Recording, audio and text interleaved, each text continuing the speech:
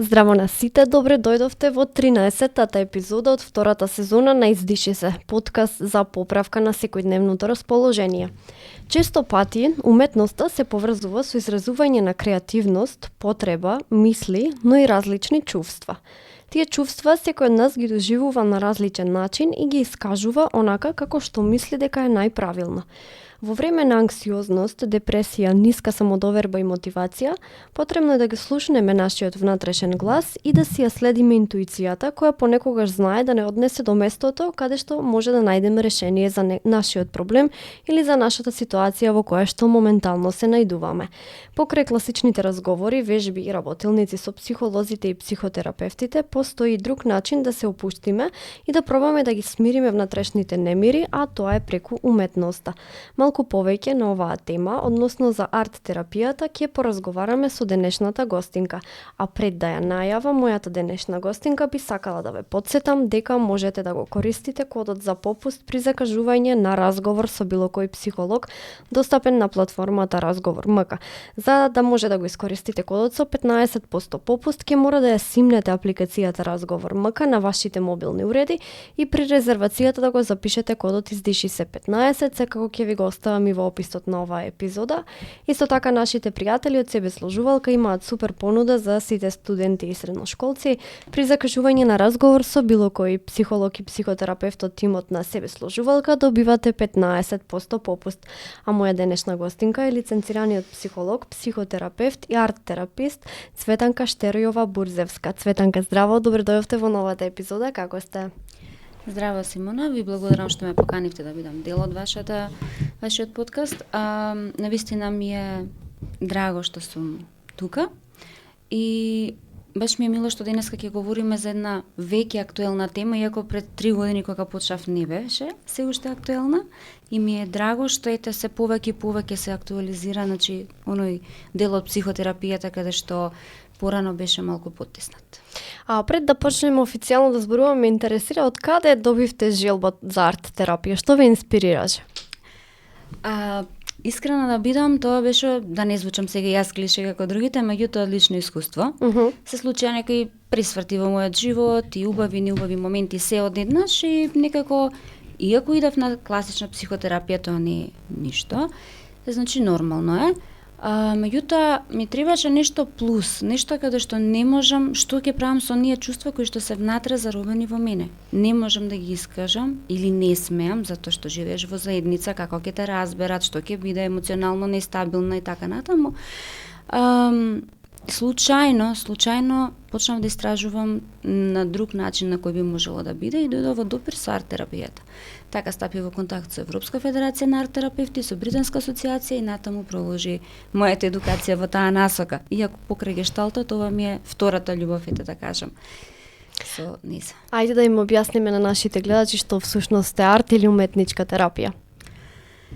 Така, уметничка терапија е форма на психотерапија која што е релативно млада, да кажам која што ги користи сите оние медиуми на креативно изразување.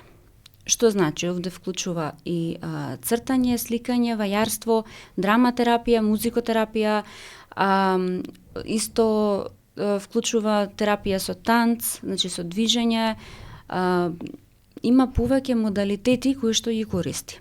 Сега, малце, например, сега има една нова, да кажам, не е нова, меѓутоа извадено од арт-терапијата, понов модел го викаат, меѓутоа тоа е дел од арт-терапија, експресивна арт-терапија, каде што ги користиш сите во една сеанса. Да.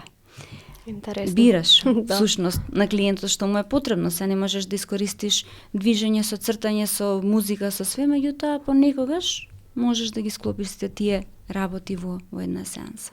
Да, дали ова се всушност кои што ги набројавте сега и типови на арт-терапија? Дали може да се каже дека се типови или постојат и некои други типови на арт-терапија?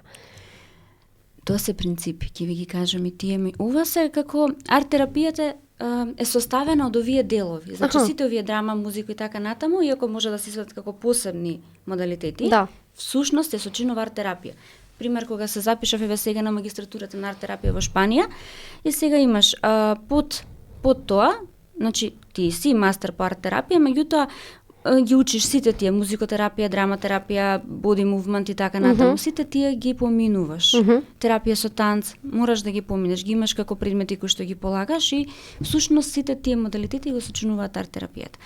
Сега, постојат 3 принципи, односно основни на арт-терапијата, каде што се аналитичка арт-терапија, арт-психотерапија и уште еден принцип кој што тоа е уметноста како терапија.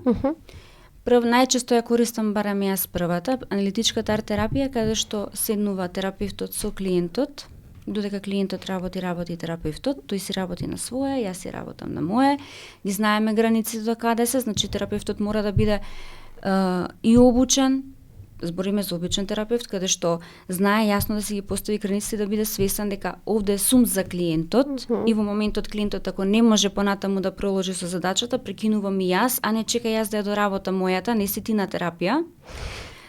Затоа е потребно терапевтот да оди на терапии за себе си, значи сите оние трансфер, контратрансфер што ќе се случи во текот на сеанса, пошто е можно, потребно да си го разработи понатаму, меѓутоа во моментот да разграничи.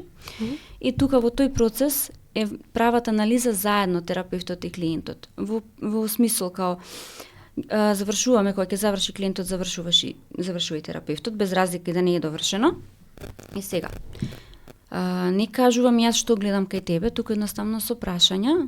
А од каде е ова? Можеш да ми објасниш што доби, можеш да ми објасниш како се чувствуваш, што всушност значи ова за тебе, што представува ова за тебе и така натаму. И кога ќе заврши тој процес, го вртам и мојот лист и велам, окей, што гледаш ти кај мене? Стварно интересно, многу интересен процес. И тука всушност сето она што е потиснато како кај мене како клиент и не сум сакала да го ставам на мојот цртаж, ќе го видам на другиот цртаж. Не можам да го објаснам тој процес. Знаете, кога ќе седнат и ви кажат, зашто го гледам кај тебе? Да. Затоа што некако една сеанса важно е да се поврзат клиентот со терапевтот за да имате квалитетен процес. Втората арт-психотерапија е оној дел каде што терапевтот анализира. Тука има анализа, интерпретација, меѓутоа сепак го прашува клиентот со подпрашање до каде и што е дали, како еден вид на концепт на сето. И тоа не е сосема точно. Иако има конкретни насоки, меѓутоа сепак не можеш да знаеш клиентот како се до целост чувствува, затоа што тоа никош не може на првата сеанса, потребни се некои. А третиот уметност како терапија е оној кој што релаксира, е оној кој што ни е потребен за да дадеме канал на тие заробени чувства и понекогаш кој ќе те прашаш како си, не знам. Океј, ева ти цртај, ајде да видиме што ќе излезе, затоа што знаеш што е. И најчесто е со водени фантазии, со медитации, со музика. Најчесто е, како да кажам, доаѓа со нешто или сака да кажа сакам да се опуштам. Сепак во секој случај сите 3 принципи се најдобар резултати дава кога се спонтани. Не можеш однапред да кажам ќе завршиме оваа сеанса, океј, на наредна ќе работиме на, не знам, на нешто што мене ми оставило од порано впечаток. Можеби ќе ми дошто сосема нешто друго, не можам тоа да го оставам во моментот што ти е, за да го работиме тоа што е. Меѓутоа имаше луѓе кои што сакаат да се терат по концепти, тоа е окей. Какви техники и пристапи постојат во арт-терапијата? Најчесто, барем јас ги користам колажите. Затоа што колажите се давам избор од весници, од разни светли блокчиња, од разни други работи. И меѓутоа имаат намена колажите. Имаш интуитивен колаж каде што истражуваме да видиме што има длабоко во себе и ги после преку одреден разговор всушност ги гледаме што сликите сакаат нас да ни кажат. Пошто сликите зборуваат, ако знаеме да ги погледнеме и ако поставиме правилни прашања. Подоцна знам да користам многу со боја, сликање со боја, односно акрил. Знам да ги измешам тие двете работи, ајде сега прво со колаж па еве ти боја стави. Исто само со репетограф, односно со црн фломастер, затоа што црното го опушта мозокот, кој ќе земеш црна на бела хартија, ако сакаш да се опуштиш, гледај ти во зелено, меѓутоа земи цртена со црна на бела хартија, така го одмараш, тоа е буквално релаксација, ако сакаш да се одмориш. Обично ја го правам тоа измеѓу сеанси кога имам, кога сакам да се опуштам, имам простор, затоа што не секогаш имам простор помеѓу сеанси. Потоа знам да користам глина. Пример со емоции, кога работиме со емоции. Се ако работам со силна емоција како лутина или како страв и сакам да ја видам пред мене, тоа е процес, не можеш одма некој доаѓа се плашам, а еве ти глина сработи. Океј, меѓутоа има процес со глината. Океј. И сега на крај му велиш, океј, ја направи сега што ја направи стравот, што ќе му направиш? Ќе го згужуваш, што ќе му правиш? Дури имав на една средба, една интересен фидбек, викам, ајде сега што ќе му направиш на стравот? Тебе ти пречи. Ќе го смачкам. Океј, смачкам. Не може. Зошто жал ми е? Океј, викам, чувствуваш жал за стравот и тука се отвори нов процес, продолжуваме понатаму, меѓутоа тоа е тоа каде што, ете, подоцна работиме, например, со керамика. Имавме работилница со кинцуги метод, каде што ги пишувавме неубавите работи, го кршивме чиничето, го составувавме назад со златна боја, исто тоа. Полно работа, со конци. Ќе кажам, ајде сега со конци. Значи, се што може. Обично арт-терапија, кога имаме на сесија работилница, вадиме све. Зборам, од пенкала до катанци, до 300 чуда, до клинци, до се живо и диво. Се што може да биде употребено како материјал. Природни материјали, се вадиме вака на палета и оставаш на клиентот сам да се избере. Меѓутоа, тој веќе кога е по напредна фаза и знае веќе на кој начин да ги изменаџира сите тие ресурси кои што му се понудени. Додека кога почнуваме, ограничуваме, почнуваме со боички некои дрвени, па почнуваме со темперни, па почнуваме, не знам, си има некој си редослед, меѓутоа се во зависност гледаш што му е потребно на клиентот во тој момент. Да, тоа стварно ми е интересно и јас сега се замислив во ова со црното пенкалце што го кажавте на бела позадина, дефинитивно морам да го пробам затоа што некогаш се случува и ја да сум под стрес на работа и нервозна и ми треба малку да се релаксирам. Тоа е добро. Имав една ситуација со тоа, ако смеам да кажам. Да, слободно. Бев, не знам, на конференција ме поканија да бидам како да говорам и сега јас не знаев дека ќе биде цел државен врв таму. Значи, мене не ми беше кажано ќе биде мала конференција од мал размер и тоа е тоа. Океј, добро. Видам, гледам дека не е од мал размер, дека има, значи, новинари, Македонска радиотелевизија, на купли телевизии, државен врв цел. И вака стојам, викам, ја треба да бидам панелист и да зборам пред... Никако не бев подготвена психички, бев подготвена за мало нешто. И сега вака стојам и пошто се случува, имаш трема, имаш и тоа преголема паничен напад и така натаму, анксиозен, извини, не паничен. И вака стојам, викам, што да правам сега, не можам да станам и да си одам. Не би било окей. Земав да цртам. Додека збореа, викам јас ќе цртам тука и да видам дали нешто ќе, пошто претходно ништо не слушнав што збореа. Како фатив, обично скриблинг, ние шкртаници. Ќе почнеш шкртаници со како ќе ти дојде, па ќе почнеш натре да потполнуваш со зентангли нешто. И како шкртам, и така едно време почнав да ги слушам што разговараат. Целиот разговор додека шкртав го запомнив. Не можам да го, можам да го објаснам како, меѓутоа сакам да кажам дека фокусот од овде пред мене и на мене самата ми се префрли одеднаш на вистина таму каде што треба да ми биде. И знам тоа да го препорачам и на клиенти, кога се чувствуваш не само под стрес, и кога имаш некоја таква стресна ситуација или нешто ете како мене треба да зговориш или нешто прв пат се сретнуваш, ако имаш можност да имаш ливче пенкалце, почни само да шкрташ, безцелно шкртање го викаат обично, шкртај. Затоа што ќе ти се врати фокусот на она што на вистина тебе ти е важно за што си тргнал да го направиш. Кои се главните цели и придобивки од арт-терапијата?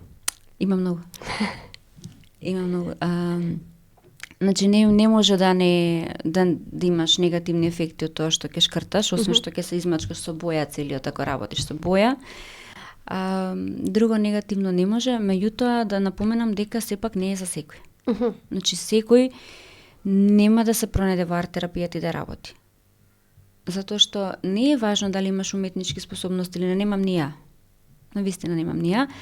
Меѓутоа, имаш луѓе со, ако збориме веќе за ментални болести, одредени ментални болести не им одговара оваа терапија, затоа што едноставно уште повеќе нервоза може да создаде. Дури не мораш да имаш, ако по природа си малце по, така е да кажам, живчан, хиперактивен. Значи, ако јас ти дадам да ццкаш некои работи вака полека да ги убаво да ги мазнеш, може да одреден период да те фати нервоза, многу појака. И да не можеш да го завршиш тоа. Не е за секој и не може секој, сум имали такви случаи, ќе дојдат клиенти, ајде само да пробам да видам што е, затоа што е процес, не е само пуштање, пак излезе нешто натре што е скриено, пак имаш овде други емоции, ќе се појави тага, ќе се појави така натаму, па некои клиенти едноставно уметноста знае да створи отпор колку што знае да створи релаксација. Затоа што знае да допре до некаде каде што нешто е тргнато на страна, буквално бутнато под тепих, мислиш дека си завршил, а со тоа може да излезе надвор. И затоа пуно пати знам да кажам, ако не си психотерапевт или некој обучено стручно лице кој што го користи, нема да знаеш како да излезеш на крај со тие емоции кои ќе ти се појават на тој човек.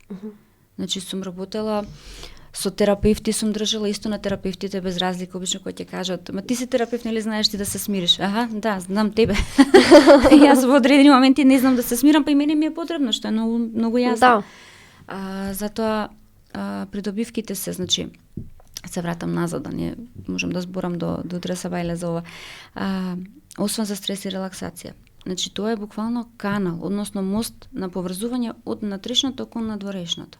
Тоа што е внатре излегува надвор. И самата Джени Рајан, што е основачката на гешталт арт терапија, бидејќи она е гешталтиста со уметност, самата вели, тоа што е внатре заробено, доколку не му дадеме канал и простор да излезе надвор, после некој време ќе излезе на некој сосема друг начин и ќе направи хаос во нашите животи. И навистина е така. Ништо не ми е, можам јас ништо не ми е, и после некој време кога се ќе биде ќе кажеш, добро, зашто не сум добра? Што одеднаш ми се случи така, ма одеднаш ми се случи. Па не одеднаш. Тоа е процес. И затоа придобивките се огромни. Значи да не ги набројувам сите, навистина се огромни. Прво заборив да кажам дека е почнато да се користи во клиничка пракса арт терапијата. Дури сега, некои 80-те, 90-те почнува да излегува надвор во приватна пракса, иначе се користи во клиничка. И ден денес надвор во Европа, значи ги имаш. Работат во клиники за ментално здравје. Работи психијатар со психолог и арт терапевт. Арт терапевтот е под надзор на психијатрот и на психологот. Мора да соработува со нив.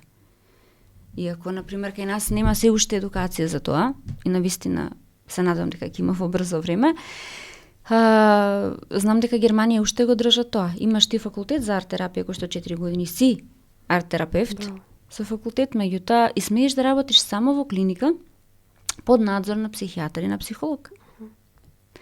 Најчесто работат со душевните болести. Сега, доколку сакаш ти надвор да излезеш, во Германија барем мора да имаш некој си друг психотераписки правец, за да можеш да користиш во приватна пракса. Кај нас не е така. И често знам да кажам, пред да интерпретирате било што, значи од цртеж, не заборавајте, или да работите било како со психологија, не заборавајте дека си играте со човечка психа. Не знаеш тој спроти тебе како ќе те разбери, во која емоционална состојба е. Дури јас 12 години работам, па понекогаш не знам да ќе се збунам, нема да знам дали оваа вежба или таа која ќе биде подобра за клиентот. Така да. Да, значи тоа е малце специфичен процес. Лесно е да кажеме, ве можеме да цртаме слободно, ќе цртаме, ќе се опуштиме, меѓутоа доколку осетиш дека влегува негде кај што не треба или се приметува поликот, значи едноставно прекини, површински само. Идеме во водена медитација за опуштање, цртаме среќно место и тоа е тоа, тука застануваме. Не прашуваме понатаму што е ова зошто е таму, ова како се најде ова тука, како ти ќе се поврзиш, значи не ги прашуваме тие прашања затоа што ќе отвориме процес каде што ќе не одведе не во ќурсовак, него нема, ако не си доволно спремен и не знаеш како, нема да знаеш како да излезеш од тоа. Да, спомнавте дека арт терапијата не се препорачува на сите. На кој најчесто му ја препорачувате арт терапијата? Арт терапијата може да ја проба секој. Меѓутоа, не би ја препорачала на некој кој што е почнал да работи на себе, меѓутоа не доработил убаво. Во принцип што јас знам да кажам, јас работам со терапевт, јас работам со психолог, работам со социолог и така натаму, меѓутоа имам преголеми отпори за нешто што не сум дозволила да се сработи убаво. И сега, ајде од семина ќе отидам на арт терапија, па ќе видам што ќе излезе. И тоа кога ќе видам што ќе излезе, тука се јавува отпорот и тука едноставно заглавуваме уште повеќе. Затоа што и најчесто, например, не сме ни искрени ни према терапевтот, ни према самите себе што се случува внатре во нас. И нисто аз сум поминала, нормално е да поминеш тоа. Пример, кога имаш едукација за било која арт-терапија, гешталт, семена, прво учиш на себе како да работиш, после учиш како да работиш на другите. Ето е тоа каде што јас не би препорачала, ако веќе работиш со нешто, со тој терапевско што ти е, пробај повторно.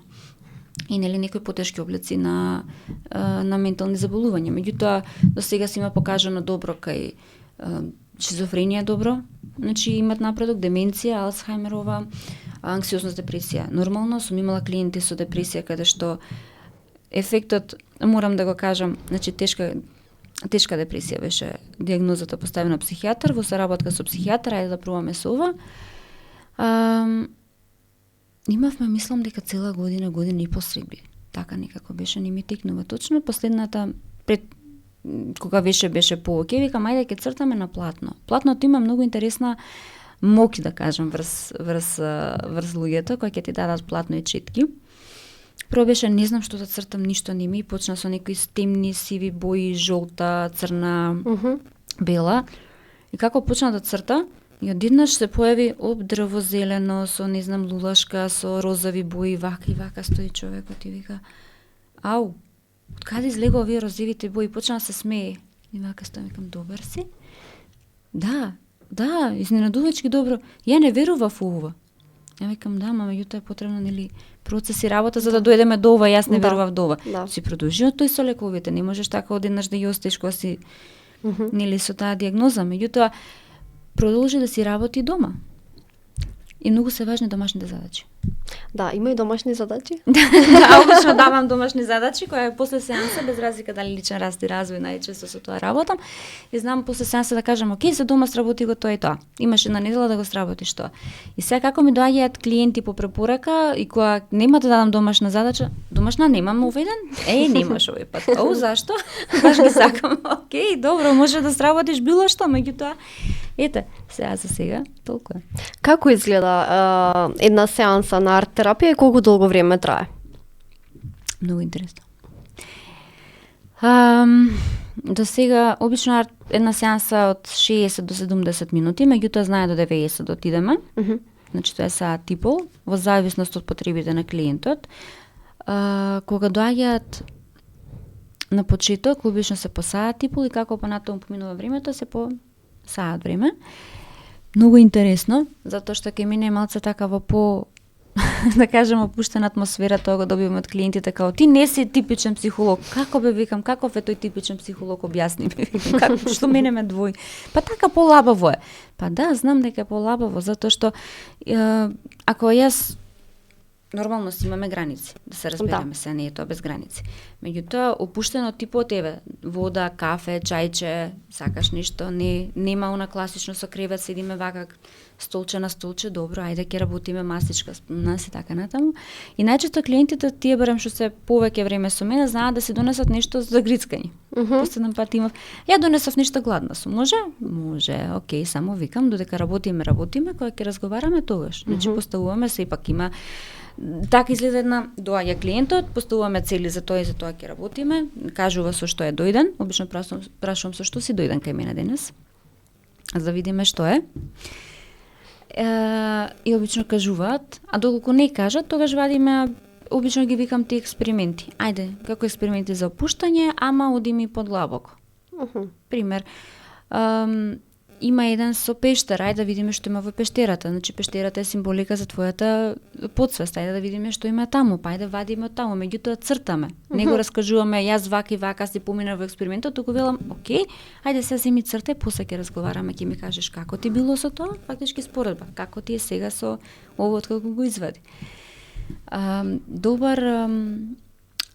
Добар фидбек, значи имам од клиентите, тоа ми е мило. Имам различни возрасти, од најмали до најголеми, до највозрастни. Највозрастните ми се 67 ми беше највозрастниот години, а најмалото ми е најмало. Најмало дури од 3 години што ми го има донесено. Браво. Да, и доста напредок, значи за 3 годишно детенце навистина можам да кажам дека добро излезе. Да, токму тоа сакав и да прашам, дали тоа се практикува и кај деца, дали е истиот процес или има малку поинаков пристап, кога станува збор за сепак помали деца? Малку се спушта терапевтот долу. Значи, нив малце ги креваш горе, ти идеш малку подолу, за да можеш да допреш до нив. Да. Значи, оние ако сакаат да ги прашуваш, со што сакаш да работиме, и сега им даваш повеќе опции, и глина и ова и тоа, и се им велиш, ајде да одбереме заедно. Добро, и сега, обично го стеснуваат изборот на 2 или на 3. Или ова, или тоа, или тоа. Добро, ајде се одберете сама. Значи, освен што им даваш да можат сами да се изразат, им даваш слобода. Затоа што слободата денеска и на возрастните не е скратена, немаш, ти вика тоа или тоа. Ти викаш, окей, имаш повеќе, еве ти избор, бирај сам. Што ќе избереш? Имаш слобода да правиш што сакаш. И обично на дечињата им давам да прават што сакаат. Од типот, ајде ќе боиме, ајде ќе цртаме. Океј, јас сакам со раце, ајде со раце. Додека они прават со раце и ти правиш со раце. Со тоа 3-годишното беше интересно, као јас сакам на раце да ставам боја, мене дома не ми даваат. Не ти даваат? Не. Ајде ставаме на раце. Кај ќе ги ставиме? Тука, ајде. И направивме честитки. Се излегува на друга. Види ми дадоа да бојам со раце.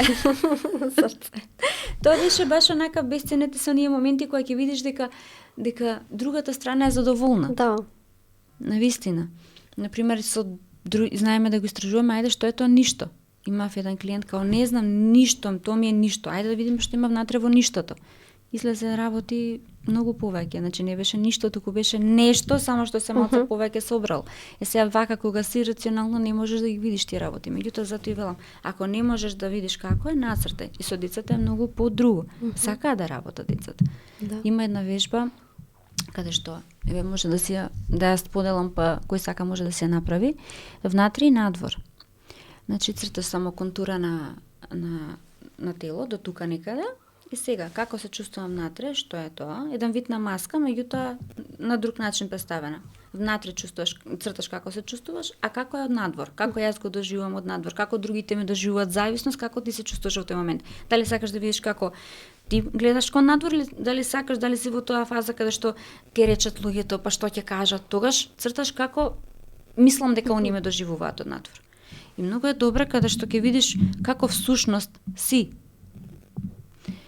Анализата, интерпретацијата всушност се состои во оние малите детали, ситни, кои што мислиме дека се незабележливи, пошто ги гледаме големите. А со децата цртаат толку многу детали и толку многу се ќе ти кажат, така да интересен е тој процес кога ќе си со дете. Ти стануваш повторно дете. Да, тоа е интересниот момент, каде што тогаш можеш да бидеш дете. Да, се дозволуваш да бидеш дете, во тој момент дозволувам да бидам дете. И многу интересно кога на возрастните ќе им дозволиш да бидат деца. Имав една работилница таква, ајде се изрази ги чувствата преку бираш чувства и се изразуваме чувството, 5 чувства, ги црташ прво на хартија и после правиш танц. И имав една учесничка каде што не можам јас да танцувам, срам ми е. Како ти е срам? Па не знам, ќе ме гледаат. Како? Па добро, викам, и ти ја ќе бидам. Ајде сега ќе бидам 5 годишни деца. Што прават 5 годишни деца? Ајде, фрлаат, викаат, урлаат, што прават? Се качуваат по столови. Значи, интересно беше дека на крајта мислам дека после 45 минути, саат време некаде беше, се опушти конечно. И ми вика, ти благодарам што ме натера да го извадам тоа дете надвор, да му дадам можност малку да прошета, затоа што цело време сум во кафес. И со ние не треба, не смееш, не мораш, што ќе ти е тоа, зошто ќе идеш таму, значи со ние забрани и оној терк кој што сме ставени како растеме, не ставаат вино лепо вака во терк и ние седиме во тој терк. Многу интересно кога ќе го пуштиш тоа дете надвор. Да, дури и мене често ми се случува само на себе да си кажам не треба, не може, не смееш. Некако тоа изгледа наметнато ми е со тек на растење и некако не мора, не смееш, не можеш. И често кога одам на психолог знам да кажам, ама морам да го направам тоа. И викам, а зашто користиш зборчето мора? Значи ти дали сакаш да го направиш тоа е многу важно. Дали посакувам? Дали ми е потребно да го направам тоа? Да. Дали ми беше потребно да дојдам денес тука? Или морам да дојдам денес? Да. Кој повеќе ми звучи повеќе? Да, баш. Буквално. Сега сакам да ме прашам за себе спознавањето и арт терапијата. Дали се на некој начин тие поврзани? Дали преку арт терапија човек може да се запознае на некој начин самиот себе? Да, може да се запознае, може да ги осознае своите потреби, за кои што претходно мислел дека ги има. Може од контролер да стане хаотичар, тако беше случајот со мене. Не вака, не така, не ова мора да стои вака, тоа мора да стои вака, тука подредено. Како го поминав тој процес, кај мене играчки историни, па добро, па ќе се исторат. Ова е добро да ќе се измијат. Додека порано не бев така. Меѓутоа, едноставно се спознав дека дали јас навистина, како што кажав, имам потреба да го сработам сето тоа во тој момент, или пак едноставно морам, затоа што може би некој ќе дојде и мора се да биде цаком пако. Се држам во некоја си неизвестност јас, па мора да направам некои работи. Интересен е тој процес на самоспознавање, затоа што всушност ги гледаш процесот на растање. Осознаваш, како што кажав, твои потреби, твои патерни на однесување, зошто јас вака се однесувам во некои ситуации го немам тоа. Зошто вака се чувствувам сега, меѓутоа порано во некои ситуации не сум го чувствувал. Имаме една убава програма со една колешка за себе спознавање 16 работилници се, каде што си го гледаш растот од првата, стануваш свесен за своето тело, стануваш свесен за своите емоции, ги поврзуваш со бои, па учиш како да се опуштиш, па влегуваш внатре до детето, го пушташ надвор и на крајта завршуваш со релаксација со целиот тој процес на заокружување. Интересно, кога ќе ставиш сите 16 изработки пред тебе, всушност гледаш како си почнал, како си се движил и каде се стигнал и викаш, па јас наистина пораснав. Тоа е интересното со арт-терапија, што ти можеш да го направиш, да го нацрташ и после некој време да ги споредиш сите. Пример, многу е добро, има една, сега ќе скокнам малце, ќе отидам кај траума, затоа што многу помага и во траумата, и во спознавање, значи во процесирање на траумата. Има еден протокол според Паоло Луцато од Италија, професор доктор на факултетот за уметност во Италија, иначе е психолог и гешталт психотерапевт. И протоколот и овде во Македонија се едуцираат луѓе, више втората генерација заврши, третата здравје ќе почне од септември, каде што имаш серија на 6 слики. 6 работилници се всушност со клиенти. И ти го гледаш кај клиентот и клиентот сам си го гледа растот на траумата кога работиме. Од првиот пат кога дошол до 6-тиот. Затоа што има и слободни цртежи изразување, едноставно кога ќе го видиш како го испроцесирал тоа и на кој начин се ослободило тоа што му тежело, едноставно сваќаш дека тоа работи. Пример, пошто јас имам обичај пред да дадам било што на клиент, јас обично го практикувам на себе. Значи програма пред да изведам, јас морам прво ја да ја поминам да видам како ќе биде, па после давам на другите. Сега не дека сум иста, да кажам, не дека секој исто ќе ја прифати, ќе изреагира, меѓутоа горе-долу знаеш како ти се чувствувал и знаеш како како да му помогнеш ако евентуално заглави за некоја вежба. И најчесто кога на групите за личен раст и развој со себе спознавање ќе дадам фидбек, не давам интерпретација, анализи, многу ретко давам. Многу ретко давам, освен ако не приметам дека му е потребно. И обично кога ќе дадам, имав еден коментар од една од групите, ме гледа вика, вака изгледаш многу лабава. Усвари не си лабава, многу си строга. И ја мислам дека ако не ти успее ти некојаш да бидеш психолог и ова, ако не успееш ова, можеш слободно да седнеш на камен и можеш да нацрташ, да им гаташ, пошто стварно погодуваш се од... И вака сте. Како знаеш? Викам, јака перцепција, ништо друго. Јас не знам нешто повеќе за тебе, што ти ми го тоа даваш и ми го презентираш низ работилници. Јас само активно те слушам. И гледам да ти помогнам. Исто имав еднака, Цветанка рече, нема дава анализа, види што ми направи од едно конче, све ми извади, сега више не сакам да работам. Викам, види, пошто ме прозва неколку пати и рече што имам, кажи ми, ти кажувам. Инаку викам, не смеам да ти кажувам, тоа не е психотерапија, ако јас седнам и ти кажам, ти што да направиш и каде додиш, тоа не е. Значи, доаѓаат луѓето. Дај ми, кажи ми што да направам. Не можам да ти кажам. Можам да ти помогнам да дознаеш, ама да ти кажам, не. Пошто јас не знам, како ти кажам. Да, тоа е стварно навистина е така, малце едниот со другиот процес не е баш така ист. Како влијае на самодовербата арт-терапијата? Зачудувачки добро. Поготово и кај деца. Кај деца повише користам и со афирмации, пример, цртаме дрвце, каде што јас сум добра, паметна, убава и така натаму. Меѓутоа убаво го прифаќаат, возрастните е малку поголем процес. Не може од една-две сеанси за да се крене само до вербата, пошто ќе мине, знам дојдов да ми ја кренете само до вербата или дојдов да ме мотивирате. Како да те мотивирам? Па не знам никако да ме мотивираш, никако само до верба да ми кренеш. Магично стапче немам, викам, имам едно таму магично стапче, ама викам тоа не функционира. Ајде ќе одиме пешки. Затоа што обично за самодоверба кога никој ќе дојде, потребно е барем неколку сеанси, обично секој индивидуално различно, не можам да кажам. Ама ако навистина работиш, се постигнува многу убави резултати за краток период. Каде што ти стануваш свесен за твоите квалитети, за твоите способности, што е она што ти можеш да го направиш, зашто, докаде ти се границите, пример, јас сум способен за ова, јас сакам да купам нова кола, меѓутоа, чекај малку, докај се моите граници, дали навистина јас имам можности, дали навистина сум способен тоа и така натаму. Зборам, таков пример сега у моментов ми текна, што не е толку психички поврзан, меѓутоа пак дел е.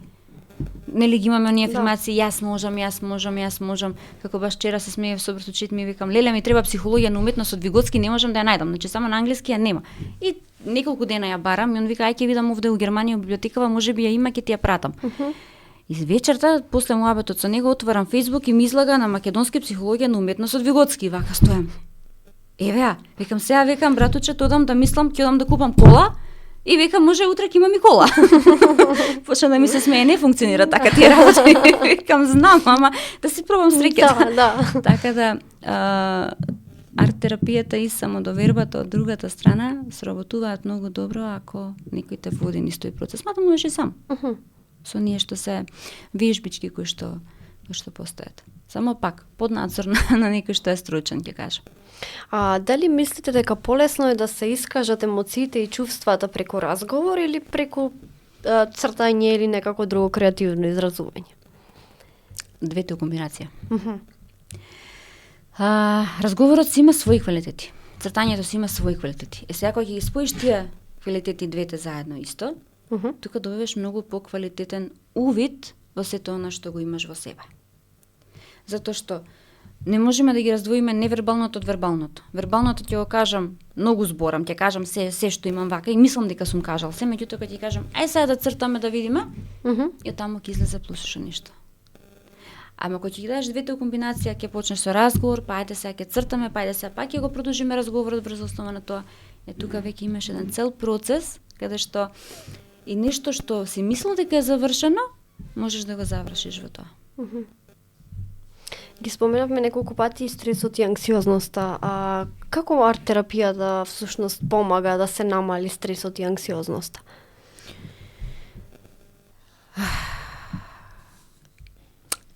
Интересно.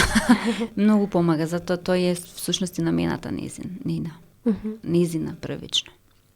Ако тргнеме да видиме назад низ сликарите, низ времето, ајде да кажам така, се претпоставувало дека Ван Гог страдал од анксиозност, депресија и можно биполарно расстройство. Не е докажано со, меѓутоа можно.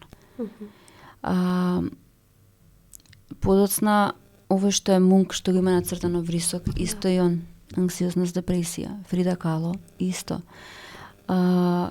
Јапонската сликарка која што е сега популарна со точките, таа е диагностицирана со обсесивно-компулсивно расстройство. Пак ќе кажам, тие што се... Денеска нема човек што не е анксиозен. Да бидеме реални. Нема човек кој што не се вознемирува од малку. Поготово после пандемијата и после тој страв кој што ни го стави, кој што ние си го направивме на себе си, едноставно научивме како да живееме со него и во секој ситуација само си го немој таму ова, немој таму тоа, немој да одиме на гости, можеби има вируси, бактерии, нема да ти дојдам на гости, знаеш се разболевме и порано постоеле. И ќе постојат, ние не можеме тие да ги сопреме. Можеме да научиме како да живееме со нив и како повеќе да се развиваме. Сега, обично, најчесто во последно време ми доаѓаат, јас споминувам страф од смрт. Тоа ми создава преголема анксиозност. Арт-терапијата ми помогна да можам да го победам тој страф и таа анксиозност, да ја ставам едноставно под контрола. Не можеш, тоа е дел од тебе, меѓутоа го ставам под контрола. Свесна сум дека е тука, дека постои Меѓутоа јас сум одговорна за тоа. И во овој момент одлучувам дека не ми е потребно затоа што ги гледам работите, дали навистина има причина да бидам јас вака, анксиозна, дали колку се, што добивам со тоа што сум во овој момент анксиозна. Еве и овде. Дали ќе излезе добар подкастот? Ако излезе, ако не, тоа е тоа. Не можам да имам контрола врз се. Не е ни убаво. Тука арт-терапијата ти дава буквално, ти викаш, окей, ајде нацртај таа контрола, нацртај таа анксиозност, па дури ја ставаш таа анксиозност, знам да кажам од гешталт стави ја спроти тебе на стол, ајде да направиме разговор да видиме што е, фигуративно да видиме до каде е што е. И излага многу убав процес, квалитетен за клиентот, затоа што има друга визуализација на проблемот, друга визуализација. Со други очи ја гледа анксиозност, со други очи ја гледа депресивноста. Дали може да се направи некаква паралела помеѓу уметност и арт-терапија? На кој начин се тие поврзани? Арт-терапијата е уметност. Психотерапијата е уметност. Заедно се тие, не можеш едното без другото не оди. Значи не оди во никој случај. Така што затоа што не би постоела арт-терапија ако не постои уметноста. Не можеме да имаме. Значи не можеме да имаме едното без другото не одат. Значи тоа е процес кој што заеднички се гради на некој начин. Да. Има еден, баш ќе кажам, од Виготскија има таа психологија на уметност и нешто почнувам и јас да спремам како еден вид на книга психологија на уметност, ќе видиме само додека сум на отсуство како ќе биде. Меѓутоа баш заради тоа, затоа што доста луѓе ме прашуваат која е поврзаноста, како може да ни помогне. Често знам дека се мешаат тие двете, значи јас ке цртам и тоа е арт-терапија, тоа не е арт-терапија. Уметноста како терапија и арт-терапија се сосема различно.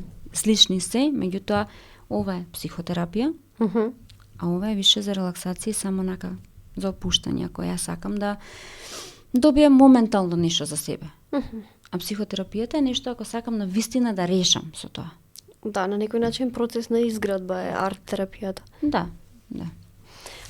Споменавте на почеток, но сакам пак да ве прашам, еве во Македонија како вид на обука, квалификации се потребни за да се стане арт-терапист? Дали во Македонија се нуди таква можност во моментов? Во моментов се уште не, освен што имам јас едукацијата за третман на травма преку арт-терапија. Меѓутоа тоа е за психолози, психотерапевти, психијатри, бидејќи мора да имаат поминато. Од друга страна, значи факултет за психологија, психијатрија, некој што навистина разбира човечката психа. Тоа е специализација во психијатрија, извинете. Било кој психотераписки правец, магистра по клиничка психологија, обично оди со арт-терапија, или магистар по арт-терапија, или 4 годишна едукација за арт-терапија, кој што во моментов овде нема. Меѓутоа има во Србија, Бугарија, Хрватска и така натаму, кои што се малку поскапи за наш стандард. Затоа и да сега и нема ништо тука, затоа што малку цените се по да го говорам реално. Да, дали јас се изненадив дека го има и на Балканов. Ја очекував дека го има во светски размери, ама се зачудив се кога кажавте дека сепак и го има на Балканов тука. Го има. Да, тоа е добро. Го има. За крај ваши совети зошто е добро да се применува оваа терапија? Затоа што полесно да нацрташ него да кажеш понекогаш. Една слика вреди 1000 зборови, значи имаш процес како да поминеш низ сето тоа.